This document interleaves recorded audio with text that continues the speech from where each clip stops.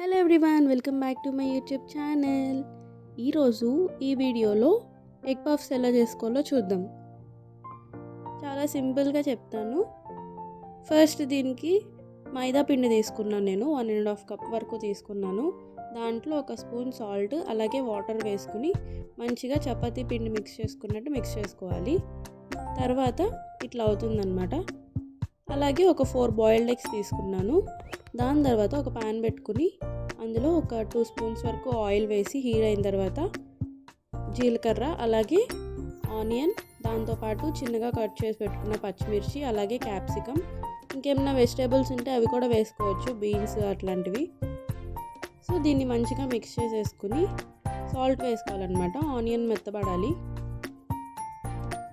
కొంచెం పసుపు, ఇవన్నీ వేసుకొని ఒక 2 మినిట్స్ ఆగి మనం గ్రేట్ చేసుకున్న క్యారెట్ ఉంది కదా, అది వేసుకోండి.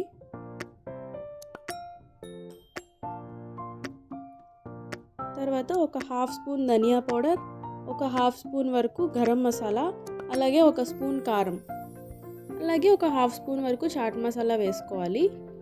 ఇట్లా మంచిగా మిక్స్ చేసేసుకుని కొత్తిమీర పుదీనా కూడా వేసుకోవాలి.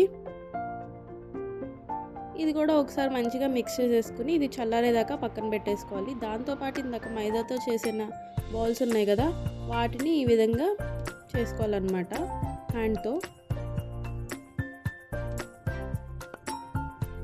బటర్ లేదా గీ వేసుకుని అట్లా స్ప్రెడ్ చేసుకోవాలి హ్యాండ్స్తో. తర్వాత ఇందాక మనం పక్కన పెట్టుకున్న అది ఉంది కదా స్టఫింగ్, అదంతా ఇట్లా వేసుకుని బాయిల్డ్ ఎగ్ హాఫ్ వరకు పెట్టుకుని అట్లా ఫోల్డ్ చేసుకోవడమే.